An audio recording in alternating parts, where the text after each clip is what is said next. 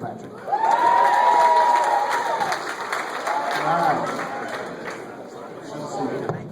See you tomorrow. Yes, I'll see you guys out there.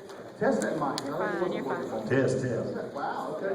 Must be Jose doesn't have or something like it. Guys, welcome to Bristol.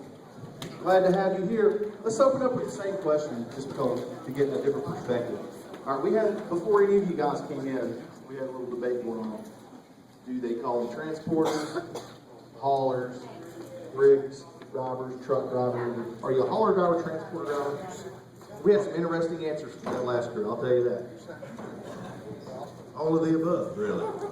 Some call it hauler drivers, some call it transport drivers. If we get asked on the street, drivers, you can put truck stops. All right, well, that was a very tame answer compared to what we heard last time. What about you? It's just like you said, all above. It's truck drivers, everybody else, and it's hauler drivers, transport engineers, and just a little bit of everything. Sometimes it's a little harder, but All right. I think truck driver sounds pretty good. Okay, all right. Most interesting story that you can share being on the road, that you can share. Remember, we have kids in the audience. So, that's a tough one, isn't it? While they're thanking TikTok, we need that Jeopardy theme music. Let's go ahead and line up some fans over here for fan questions, too, and keep moving forward. Come on, there's got to be something. Mexico City, nationwide series. We used to run down in Mexico City, 740 miles into Mexico, and the conditions there and back are quite interesting. But probably the most interesting story related to that is when you were driving down the highway and all of a sudden you see a bunch of flares up on the road, and you have the Mexican military directing you over for them to do an inspection on your truck. And these guys have got their bandanas over their nose, and they look like they're 16 years old, and they have machine guns, and they don't speak English. Jose, have you left yet? Jose would appreciate that. Well, just kidding, just joking, all right? I went the first 2 Mexico races, and I'd say that's the most interesting trips I've ever had all my 20 years of truck driving. How long did it take you guys to drop there? We staged up that morning in Laredo, Texas, and we went down in 10 truck convoys, and we got down there that night, I don't know, probably 18 hours, something like that. It's about 18 hours. Yeah, about 18 hours, and when you're riding across the desert, the roughest roads you can ever imagine, and running 75, 80 miles an hour, following, had the federale, had the Mexican federale leading us, then it had a private security force behind him keeping the federale straight. I got, Yeah, it was sketchy. and to add to that, the first time we went down there, we were probably 100 miles into Mexico, and we were going south, of course, and looked back on the northbound lanes, and there was a bridge that was on the ground. And there was a little path to get around it. So when we got down to Mexico, I asked the NASCAR officials, I said, do you guys know that we're not going to be able to get around this bridge when we come back? What are we going to do? And nobody knew anything about it until we reported that particular bridge that had fallen. But when we got back there, they took us at least $500,000 rigs on this little path up around this bridge, back down the other side. It was quite scary. There was drop-offs on both sides, so it wasn't fun. Sounds pretty scary. How about a fan question? You can ask your question, I'll try to hear you and repeat it. Everybody knows that they see you on camera. You do a great job. I know some people work in the business side or the hospitality side. What is your typical full week like? All right, what's your typical full week like? Let's see. All right, let's start off like we started out today. Okay. We'll come up here. We started out this morning. We got the trucks loaded and everything. We headed this way. We got in the parking lot.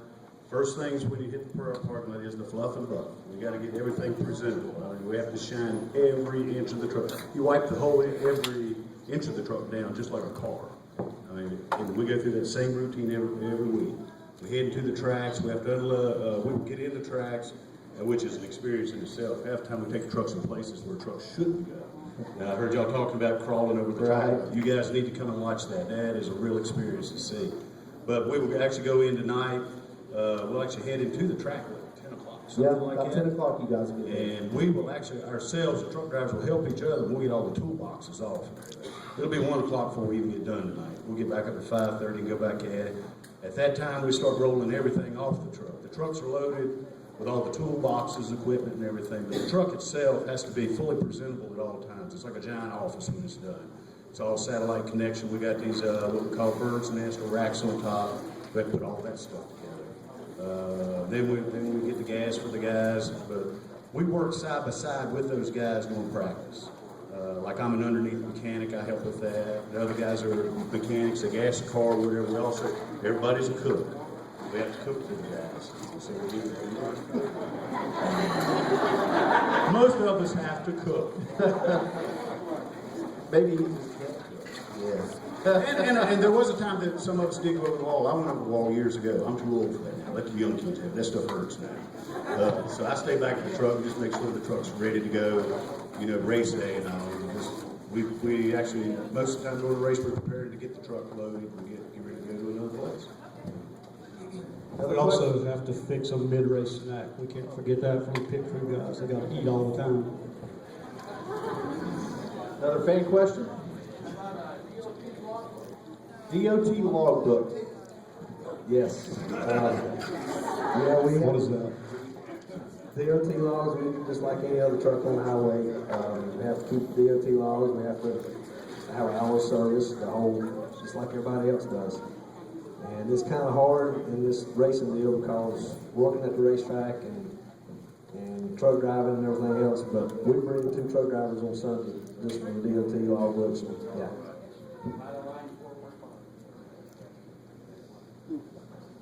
I have a question. You guys really illustrate every driving down I-77 back to Charlotte. Level of competition. There has to be a little competition there. If you try, you know, come on, really? Yeah.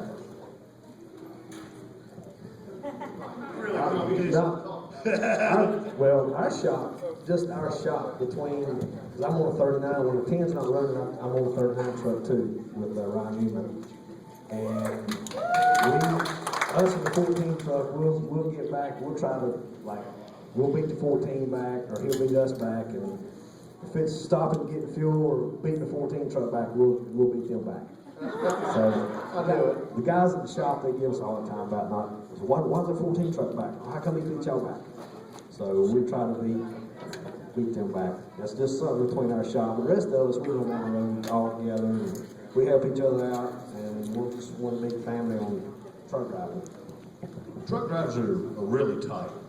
They really are. They're really, really tight. The truck drivers stick together. They help each other. If one breaks down on the side of the road before you see it, there'll be 4 or 5 of them sitting there with it.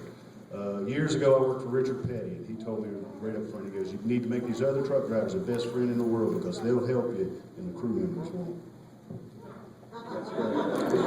And it is true. One more question before these guys have to go get ready. Hello, I'm Georgette Nugent from Conville, Louisiana, and I want to know why Bristol so much bigger than the other. He's a bad boy. She asked why this gentleman's smile was so much bigger. I think you meant sneaky or something. Is what I meant. That's what you meant. My wife's here, and I'm having to behave myself.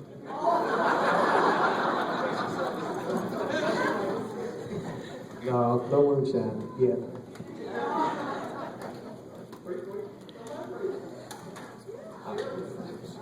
I smile all the time. Even it's going bad, I'm smiling. When it's good, I'm smiling.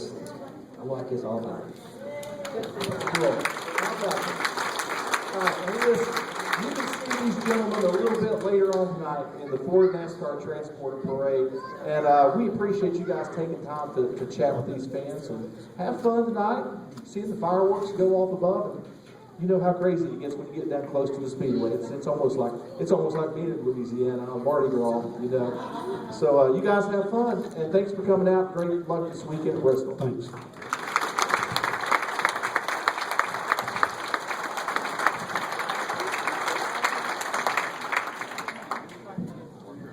All right, I know you guys are getting antsy. you've been sitting here a long time and you've got places to go. People see things to do. We got to do some giveaways. Roger, you and Brett, y'all